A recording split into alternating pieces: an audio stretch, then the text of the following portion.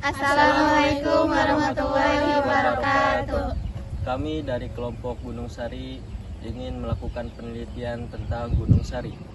Pada sejarah awalnya, kawasan Gunung Sari dikenal sebagai daerah yang memiliki kontur tanah berbukit dan subur. Nama Gunung Sari sendiri berasal dari dua kata, yaitu gunung yang merujuk pada dataran tinggi dan bukit, dan sari yang berarti inti atau esensi. Secara harfiah, Gunung Sari dapat diartikan sebagai inti dari gunung atau esensi dari dataran tinggi. Kecamatan Gunung Sari di Kabupaten Serang, Banten memiliki berbagai macam budaya yang kaya dan unik. Salah satunya adalah kesenian debus dan pencaksilat TTKDH yang merupakan pertunjukan seni bela diri tradisional yang menunjukkan kekebalan tubuh. Selain kesenian debus dan pencaksilat TTKDH, Kecamatan Gunung Sari juga memiliki berbagai upacara tradisional, makanan khas, hasil perkebunan, organisasi, dan obat-obatan. Untuk lebih jelasnya dapat kita lihat dari pemaparan sebagai berikut. Nah, di sini juga ada tradisi masyarakat. Yang pertama ada gotong royong. Gotong royong, budaya kerjasama dalam mengerjakan pekerjaan besar seperti membangun rumah, memperbaiki saluran irigasi, atau mempersiapkan acara desa. Yang kedua ada sasarengan. Sasarengan, tradisi makan bersama dalam satu nampan besar sebagai simbol kebersamaan dan persaudaraan. Yang ketiga ada nuju bulan. Cara adat untuk ibu hamil yang memasuki usia kehamilan 7 bulan sebagai doa dan harapan kelancaran dalam proses salinan. Yang keempat ada bahasa. Masyarakat menggunakan bahasa Jawa Serang atau mirip bahasa Jawa Banten dan bahasa Sunda Banten dengan campuran bahasa Indonesia dalam komunikasi resmi. Yang kelima haul Adalah sebuah istilah yang merujuk pada acara atau serangkaian kegiatan peringatan 1 tahun meninggalnya seorang tokoh, terutama para ulama atau tokoh agama yang berpengaruh. Yang keenam macasyeh. Tradisi macasyeh adalah pembacaan riwayat hidup atau biografi Syekh Abdul Qadir Al-Jailani, seorang ulama besar dan pendiri tarekat Qadiriyah. Kegiatan ini umum dilakukan di daerah Banten, khususnya di kota dan Kabupaten Serang, dalam berbagai acara selamatan seperti syukuran, selamatan rumah baru, pernikahan, dan lainnya. Fungsi dari tradisi ini adalah untuk mendapatkan keberkahan, keselamatan, dan perlindungan dari Allah SWT.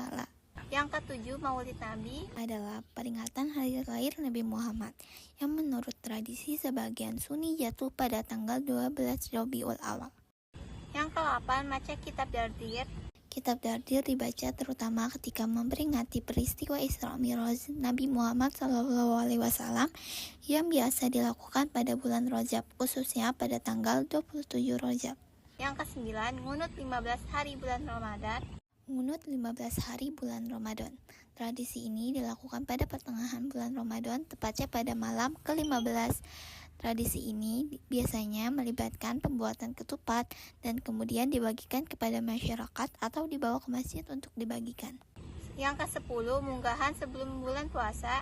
Munggahan sebelum puasa. Munggahan adalah tradisi masyarakat yang dilakukan sebelum bulan puasa Ramadan untuk mempersiapkan diri secara spiritual dan fisik.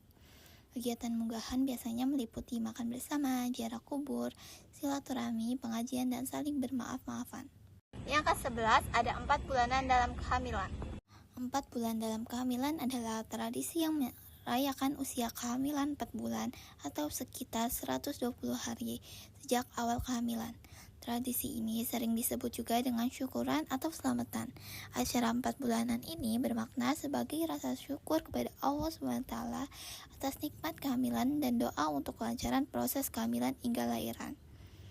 Biasanya diadakan acara kumpul-kumpul atau ngariung dan pembacaan 7 surat dalam Al-Quran seperti surat Ar-Rahman, surat Al-Waqiah, surat Al-Muluk, surat Yasin, surat Maryam, surat Yusuf, dan surat Al-Kahfi untuk anak yang dikandungnya. Nah, di sini juga terdapat makanan khas tradisional. Yang pertama ada rabek. Rabek khas Banten, masakan berbahan daging kambing dimasak dengan rempah dan kecap manis. Yang kedua ada sate bandeng. Dihilangkan durinya dan dibumbui sebelum dibakar. Yang ketiga ada ketan bintul. Ketan putih yang disajikan dengan serundeng khas bulan Ramadan, Yang keempat ada pecak bandeng. yaitu ikan bandeng bakar dengan sambal khasnya. Yang kelima ada gemblong. Makanan ini terbuat dari ketan, kelapa parut.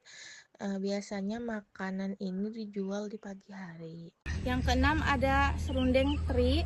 Seperti namanya, bahan baku dasar makanan ini adalah ikan teri yang digoreng bersama dengan kelapa tua parut. Yang ketujuh ada perkedel. Perkedel biasa dibuat dari daging sapi, kerbau, ayam, ataupun ikan bandeng.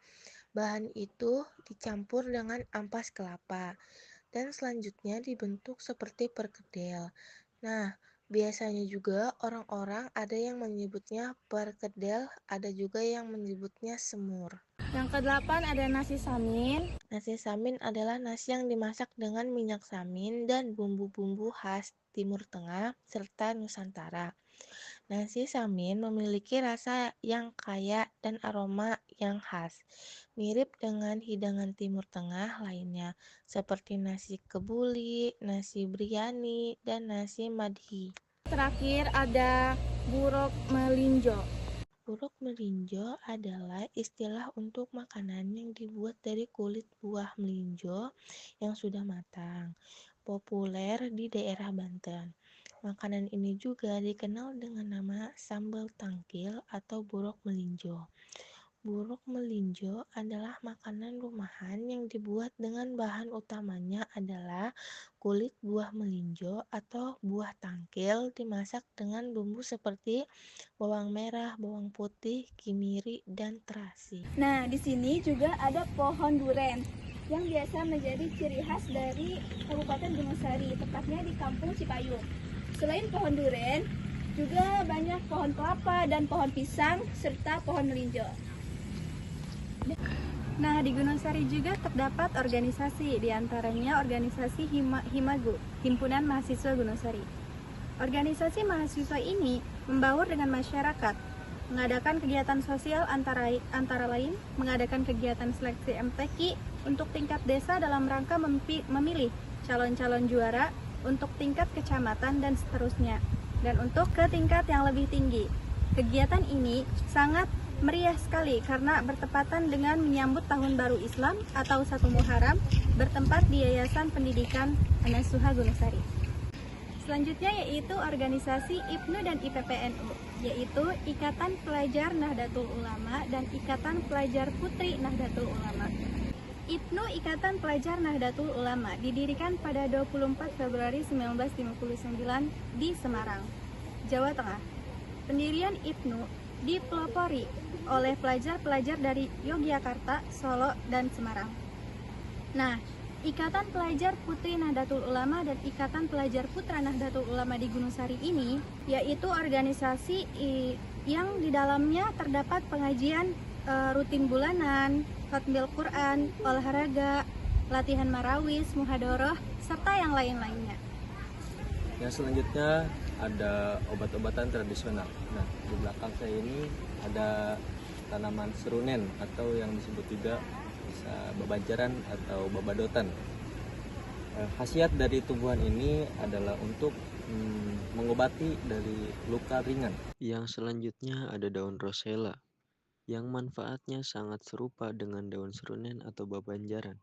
Daun ini dapat mengobati luka ringan, seperti tersayat pisau dan sebagainya. Sekian dari kelompok kami. Wassalamualaikum warahmatullahi wabarakatuh.